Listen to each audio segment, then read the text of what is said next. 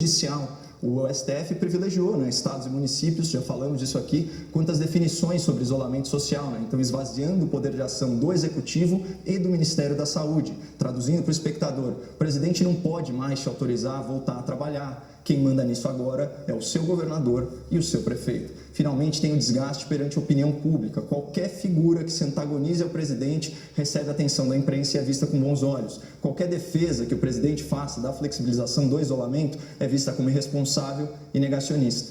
Então, nessa pandemia, o Brasil está operando naquela velha lógica. O inimigo do meu inimigo é meu amigo. Isso seria muito válido se o inimigo fosse o vírus. O problema é que o real adversário de muita gente parece ser o presidente da República, né? Então isso nos proporcionou alguns momentos atípicos aí na política nacional. Então eu digo que eu vivi para ver a esquerda endossar o João Dória, eu vivi para ver o governador e o ex-presidente corrupto unidos pela rede social, trocando afagos. Eu vivi para ver um ministro da Saúde dizer que o Estado brasileiro deveria, abre aspas, dialogar com a milícia sem gerar um pio na imprensa. Eu vivi para ver o Partido dos Trabalhadores aplaudir um ministro mediano, que num passado recente, quando era deputado, comparou votar no PT com consumir drogas pesadas. Quem quiser acreditar que o Centrão, a esquerda, o STF, a ala militante da imprensa estão unidos contra a pandemia e a favor do Brasil, fique à vontade. Mas, diante das evidências, eu vejo muito mais política e oportunismo do que fraternidade e ciência. Então,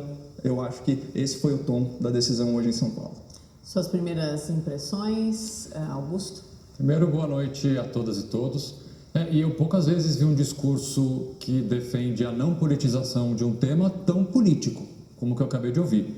Primeiro, a pandemia não tem timing. A pandemia ela é combatida, ela é tratada de acordo com os fatos que acontecem no dia a dia. É uma pandemia, eu já disse aqui diversas vezes, dinâmica. Então, mais uma vez, a gente vai tratar desse tema aqui e eu vou me ater a fatos, exclusivamente fatos. O primeiro deles é que uma pesquisa de grande porte, acho que o primeiro grande estudo para tratar o alcance da Covid-19 no Brasil foi publicado ontem. E esse estudo afirma que o número de casos no nosso país pode ser 7 vezes maior do que os números oficialmente divulgados. Há outro estudo que fala em 12 vezes. São parâmetros e metodologias diferentes, mas o concreto é que esses estudos apontam para que o número de casos é muito maior do que, de fato, os divulgados. O vírus é invisível, como todo vírus, tem um tempo de incubação. Então a gente não consegue dizer, como já foi dito muitas vezes, que há cidades no estado de São Paulo, no Brasil, que não tem um infectado. Não há segurança nenhuma para, nesse momento, se afirmar isso. O que há segurança para dizer é que os hospitais da cidade de São Paulo, por exemplo, estão a cada dia mais lotando. Só na Zona Leste há 3 hospitais sem leitos na UTI. O Emílio Ribas, que ontem estava com 100% de ocupação, hoje terminou o dia com 93%, porque os leitos ou foram desocupados porque as pessoas morreram ou porque tiveram alta. Espero que seja porque elas tiveram alta. Um outro número uma cena bastante triste é a quantidade assustadora de enterros acontecendo no estado de São Paulo, de pessoas sem uma causa conhecida da morte, mas com claros problemas respiratórios. Outro dado concreto divulgado hoje pelo estado de São Paulo: uma pessoa morre de Covid a cada 30 minutos no estado de São Paulo. A situação é muito ruim. O presidente Trump ontem baixou diretrizes para que os Estados Unidos, alguns estados dos Estados Unidos, começassem a flexibilizar o isolamento. São diretrizes muito parecidas com as que eu já trouxe aqui da Comunidade Europeia. E são elas as seguintes: primeiro, o número de casos precisa estar diminuindo nos últimos 14 dias. No caso americano, não apenas de Covid, mas sim de outras gripes do tipo da influenza. O sistema hospitalar precisa garantir que tem leitos para atender todas as pessoas. E o último critério do Trump é que é necessário, e essa foi a palavra que ele usou, robustecer os programas de teste. Eu não preciso nem dizer para o espectador que o Brasil, São Paulo e qualquer outro estado está muito longe de atingir qualquer um desses critérios. Números oficiais de São Paulo hoje mostram que o isolamento na cidade de São Paulo hoje atingiu o índice de 49%, abaixou comparado a ontem. As pessoas estão, infelizmente, cada vez mais desrespeitando o isolamento. Se a forma como a política do governo do estado, na forma como ela está, as pessoas já estão flexibilizando e desrespeitando, porque o número ideal, lembre-se, é de 70%. Nós estamos com 49%. Se as pessoas já estão respeitando com essas restrições, imagine se essas restrições forem de alguma forma flexibilizadas. Nós teríamos o caos no sistema hospitalar de São Paulo e a gente não pode deixar isso acontecer. Por isso eu acho que a decisão do governo de São Paulo foi extremamente acertada. Caio?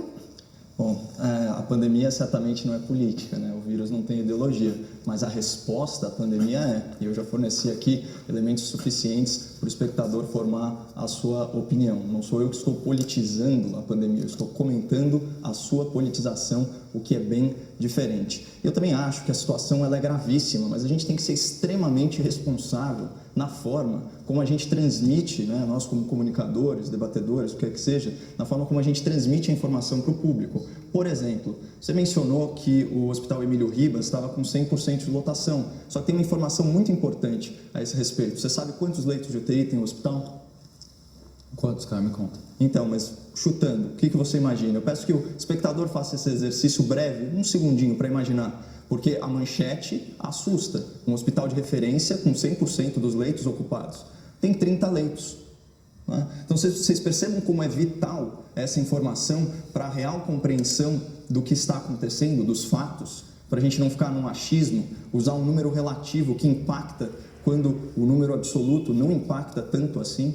Então, eu acho que isso é um critério importante, até porque, por ser um hospital de referência, ele é muito disputado. Né?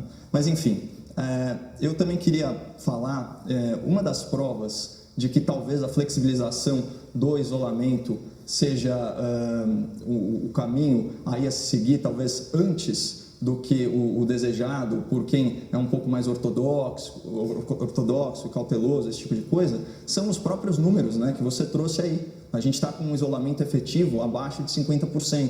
O problema é que essas pessoas, elas estão descumprindo a quarentena, então elas estão transitando, elas estão tendo interações sociais, só que também não estão trabalhando, né? Então, se de qualquer forma esse isolamento não foi respeitado e o sistema está comportando, talvez isso seja um indício de que é possível, porque ao contrário dos países desenvolvidos, né, das nações mais desenvolvidas, o Brasil, infelizmente, não tem uma estrutura, não tem uma economia robusta o suficiente para aguentar uma paralisia total prolongada. E, de novo, antes fosse por critérios científicos. É claro que se você faz uma previsão de 23, 24 dias, de 3 semanas, numa doença nova, é óbvio que o embasamento científico disso é muito pequeno. Isso tem que ser revisado dia a dia, com base nos dados, né? Semanalmente, pelo menos, eu falei isso na introdução da minha fala. Né? E a gente sabe que o modelo matemático utilizado aqui em São Paulo é uma derivação do modelo do Imperial College, que tem muitas falhas metodológicas, que não considera, por exemplo, a expansão da capacidade médica, não considera a utilização de equipamentos de proteção individual. Tem uma série de falhas nesse estudo. Então, dá para ver pelos números. Né? Disseram que se fosse feito isolamento vertical só com um grupo de idosos, o total da mortalidade no Brasil ultrapassaria 500 mil. Então, assim, é um estudo alarmista, feito com uma metodologia flagrantemente falha, né, que está embasando essa tomada de decisão no longo prazo. Então, são muitos questionamentos. O importante para o espectador é que fique bem claro que não se trata de uma luta da economia contra a medicina, né, da ciência contra o negacionismo. Está todo mundo no escuro. Quem fingir que não está mentindo para você. Está mentindo para você. Então, eu não vejo tantos critérios científicos adotados nessa decisão, mas vejo muitos critérios políticos. Sobre a